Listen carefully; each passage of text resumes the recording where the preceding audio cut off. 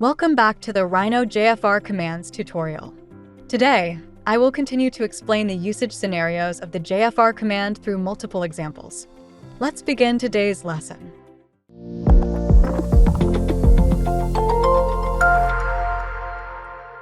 Now, I will explain the usage and differences of several main Boolean commands.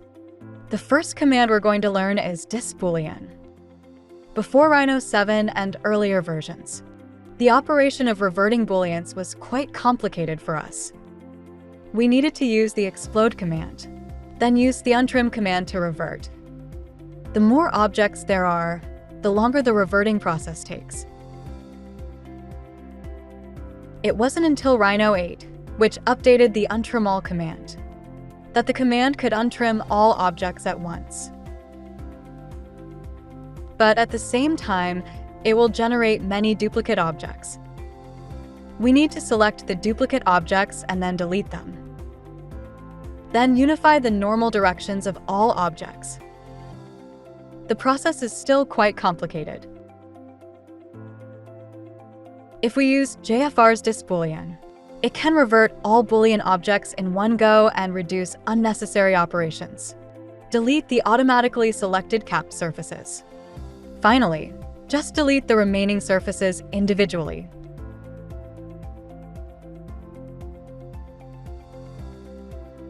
This is how to use JFR Dis-Boolean.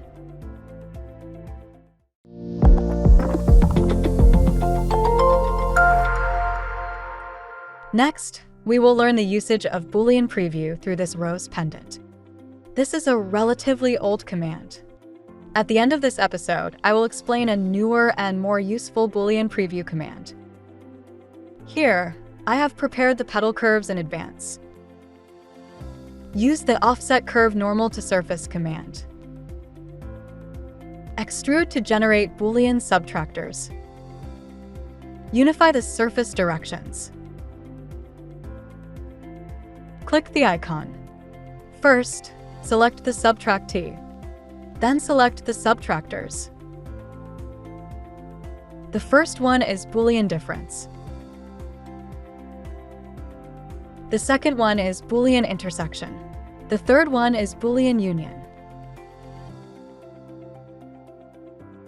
When using Boolean Preview, we can edit the Boolean objects while previewing the Boolean results. Being able to preview the results in real time like this can improve our modeling efficiency. There's no need to repeat the Boolean operation anymore. This option can remove subtractees during calculation. And this option can add them back.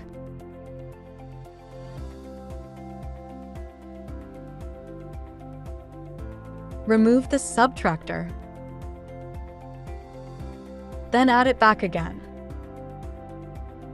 After adjusting, click Generate. This is how to use the old version of Boolean Preview. Next, let's learn the next command.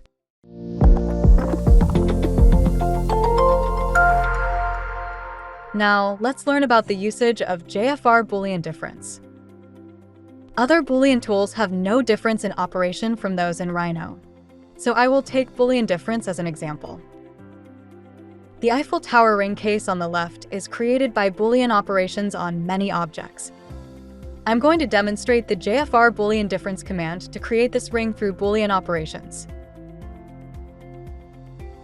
None of these subtractors have been capped, and the edges of some objects are even curved.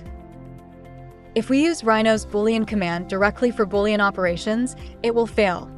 But if we use the JFR Boolean Difference command, it will automatically turn the objects into solids and then perform the Boolean operation. Select the Subtract T. Then select the subtractors. We can quickly get the successfully Boolean operated object. This command can save us a lot of time spent on processing objects. The same method can be used for other uncapped objects. Right-click the layer to quickly select the subtractors. And that's the Boolean operation done. Finally, quickly perform the Boolean operation on the ring shank.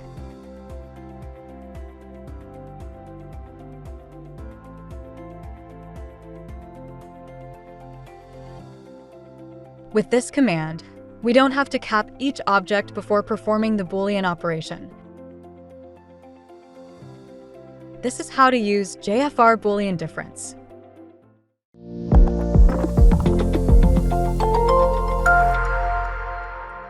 Next, I will use this ring case to explain the function of the mesh Boolean difference command. As we all know, it is very difficult to create this type of ring in Rhino, because it is full of interlaced pattern objects. Just like this, each pattern is separate and interlaced. Now, let me show you how to operate using Rhino's Boolean function.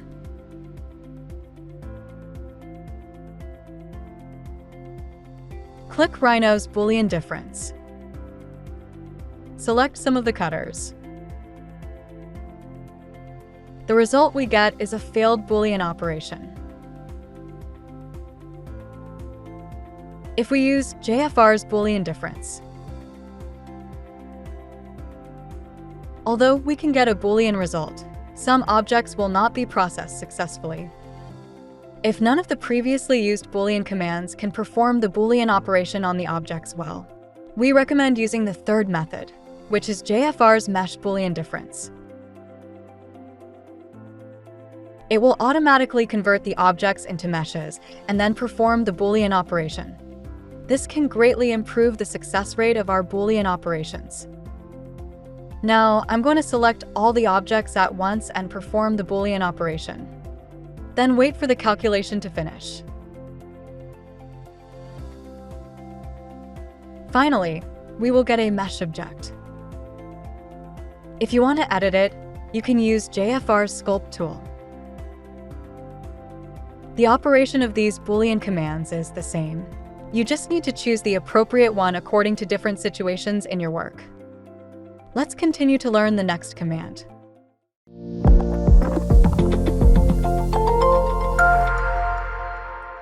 Now, let's learn another type of Boolean in JFR, which is Boolean preview. First, let's see the function of the super subtractor command. I will use a diamond pendant case to explain the usage of these commands. For example, if I want to drill a hole in the middle of the pendant and then create layers, I can first draw a rounded rectangular profile.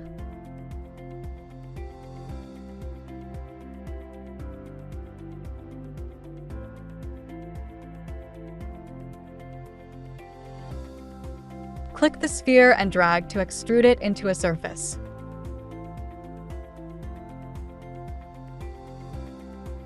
Explode this surface so that we can edit it using control points. Adjust the width a bit. Then use the polar array command to create 6 copies of it.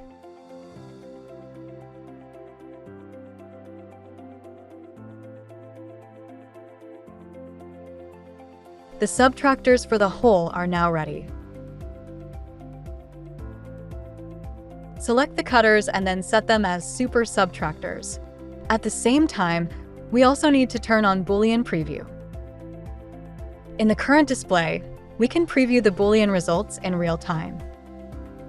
We can also modify the subtractors while previewing. By the way, if you cannot switch to the preview display after clicking the preview icon, then you can access the JFR Tools manual. Under Tool Explanation, click the Boolean preview icon. Then scroll down to the bottom of the explanation. Download the Boolean preview display mode file here. Then import it into Rhino, and that's it. After importing, click this icon and it will display normally. When I select these super subtractors, then right-click the icon, and the effect can be removed if I want the objects that touch these super subtractors to be unaffected. Then I can select the objects to be excluded. Click Super Subtractor Culling. Then these objects will not be affected, even if it looks like they are touching each other from this perspective. Right-click to restore their affected state. I'll demonstrate it again.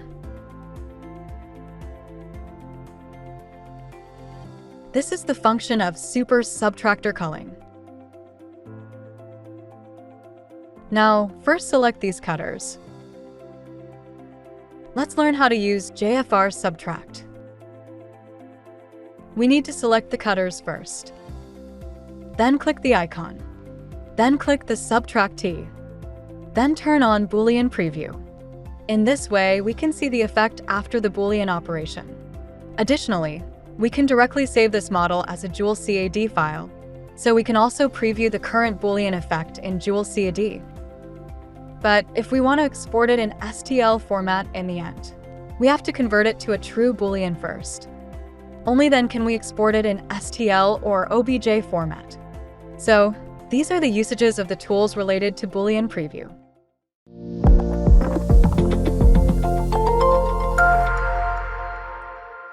Finally, let's learn how to open JewelCAD files with JFR. First, let's open it in JewelCAD to take a look.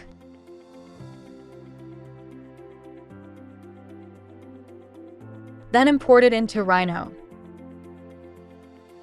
It is recommended to select Import here. The default is JFR Boolean mode. However, you will find that we cannot see the Boolean result. This is because the Boolean in JewelCAD is just a preview. So we need to turn on Boolean Preview to see the Boolean result. If I want to convert it to a real Boolean, what should I do? Select this ring. Then click the Bool View to True Bool icon. After waiting for a period of calculation, JFR will automatically convert the Boolean preview to a true Boolean. Only such files can be exported in STL or OBJ format for final 3D printing, or for rendering in other software. Next, let's look at another import option.